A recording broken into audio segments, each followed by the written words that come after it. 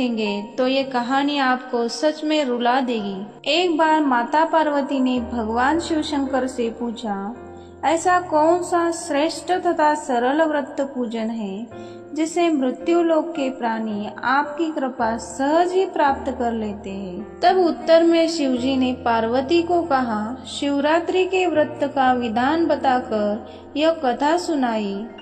एक गांव में एक शिकारी रहता था। पशुओं की हत्या करके वह अपने कुटुंब को पालता था। वह एक साहूकार का ऋणी था, लेकिन उसका ऋण समय पर न चुका सका। क्रोधवश साहूकार ने शिकारी को शिव मठ में बंदी बना लिया। संयोग से उस दिन शिवरात्रि थी। शिकारी ध्यान मग्न होकर शिव संबंधी धार्मिक बातें सुना रहा था। चतुर्दशी को उसने शिवरात्रि की कथा भी सुनी। संध्या होते ही साहूकार ने उसे अपने पास बुलाया और ऋण चुकाने के विषय में बात की। शिकारी अगले दिन सारा ऋण लौटा देने का वचन देकर बंधन से छूट गया। अपनी दिनचर्या की भांति वह जंगल में शिकारी के लिए निकला, लेकिन दिन भर बंदी गृह में रहने के कारण भूख प्यास से व्याकुल था। शिकार करने के लिए वह एक तालाब के किनारे बेल वृक्ष पर पड़ाव बनाने लगा। बेल वृक्ष के नीचे शिवलिंग था जो बिल्व पत्रों से ढका हुआ था। शिकारी को उसका पता न चला। पड़ाव बनाते समय उसने जो टहनियां तोड़ी वे संयोग से शिवलिंग पर गिरी। इस प्रकार दिन भर भूखे प्यास शिकारी का व्रत भी हो गया और शिवलिंग पर बेलपत्र भी चढ़ गया। एक पहर रात्रि बीत जाने पर एक गर्भिणी मृगी तालाब पर पानी पीने पहुंची। शिकारी ने धनुष पर तीर चढ़ाकर जो ही प्रत्यंचा खींची। मृगी बोली, मैं गर्भिणी हूँ, शीघ्र ही प्रसव करूंगी। तुम एक साथ दो जीवों की हत्या करोगे जो ठीक नहीं है। मैं अपने बच्चों को जन्म देकर शीघ्र ही तुम्हारे सामने प्रस्तुत हो जाऊंगी, तब तुम मुझे मार लेना। शिकारी ने प्रत्यंचा ढीली कर दी और मृगी झाड़ियों में लुप्त हो गई। कुछ ही देर बाद एक और मृगी उधर से निकली। शिकारी की प्रसन्नता का ठिकाना न रहा। समीप आने पर उसने धनुष्य पर बाण चढ़ाया। तब उसे देख मृगी ने विनम्रता पूर्वक निवेदन किया, हे पारधी, मैं थोड़ी देर पहले ही ऋण से निवृत्त हुई हूँ। कामातुर विरहिणी हूँ, अपने प्रिय की खोज में भटक रही हूँ। मैं अपने पति से मिलकर शीघ्र ही तुम्हारे पास आ जाऊंगी। शिकारी ने उसे भी जाने दिया। 2 बार शिकार को खोकर उसका माथा ठनका। वह चिंता में पड़ गया। रात्रि का आखिरी पहर बीत रहा था। तभी एक अन्य मृगी अपने बच्चों के साथ उधर से निकली। शिकारी के लिए यह स्वर्णिमय अवसर था। उसने धनुष्य पर तीर चढ़ाने में देर न लगाई। वह तीर छोड़ने ही वाला था कि मृगी बोली, हे पारधी, मैं इन बच्चों को पिता के हवाले करके लौट आऊंगी। इस समय मुझे मत मार। शिकारी हंसा और बोला, सामने आए शिकार को छोड़ दूं? मैं ऐसा मूर्ख नहीं। इससे पहले मैं 2 बार अपना शिकार खो चुका हूँ। मेरे बच्चे भूख प्यास से तड़प रहे होंगे।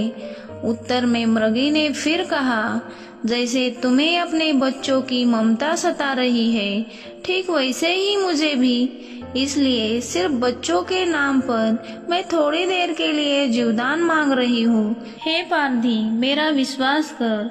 मैं इन्हें इनके पिता के पास छोड़कर तुरंत लौटने की प्रतिज्ञा करती हूँ। मृगी का दीन स्वर सुनकर शिकारी को उस पर दया आ गई। उसने उस मृगी को भी जाने दिया। शिकारी के अभाव में बेल वृक्ष पर बैठा शिकारी बेल पत्र तोड़ तोड़ कर नीचे फेंकता जा रहा था। पौ फटने को हुई तो एक हष्ट पुष्ट मृग उसी रास्ते पर आया। शिकारी ने सोच लिया कि इसका शिकार वह अश्व करेगा। शिकारी की तनी प्रत्यंचा देखकर मृग विनीत स्वर में बोला, हे पारधी भाई, यदि तुमने मुझसे पूर्व आने वाली 3 मृगियों तथा छोटे छोटे बच्चों को मार डाला है, तो मुझे भी मारने में विलंब न करो, ताकि उनके वियोग में मुझे एक क्षण भी दुख न सहना पड़े। मैं उन मृगियों का पति हूँ। यदि तुमने उन्हें जीवन दान दिया है, तो मुझे भी कुछ क्षण जीवन दान देने की कृपा करो। मैं उनसे मिलकर तुम्हारे सामने उपस्थित हो जाऊंगा। मृग की बात सुनते ही शिकारी के सामने पूरी रात का घटना चक्र घूम गया। उसने सारी कथा मृग को सुना दी।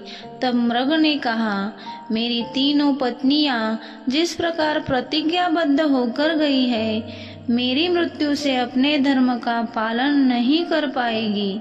अंततः जैसे तुमने उन्हें विश्वास पात्र मानकर छोड़ा है, वैसे ही मुझे भी जाने दो। मैं उन सब के साथ तुम्हारे सामने शीघ्र ही उपस्थित होता हूँ। उपवास, रात्रि जागरण तथा शिवलिंग पर बेलपत्र चढ़ाने से शिकारी का सिंहासक हृदय निर्मल हो गया था। उसमें भगवत शक्ति का वास हो गया था। धनुष्य तथा बाण उसके हाथ से सहज ही छूट गए। भगवान शिव की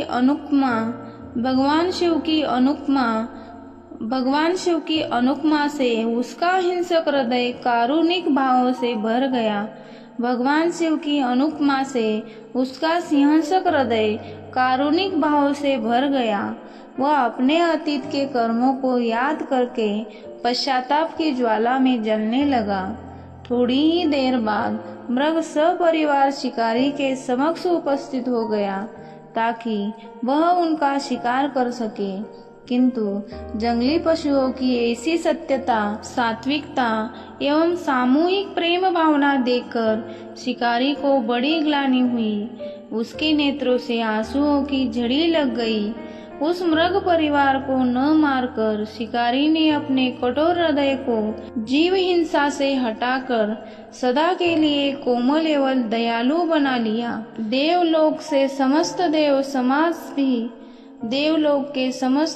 समाज भी इस घटना को देख रहा था। घटना की परिणति होते ही देवी देवताओं ने पुष्प वर्षा की। तब शिकारी तथा मृग परिवार को मोक्ष प्राप्त हुआ। आपको मेरी वीडियो कैसी लगी ये कमेंट में जरूर बताइएगा और अपने दोस्तों के साथ शेयर कीजिएगा। धन्यवाद।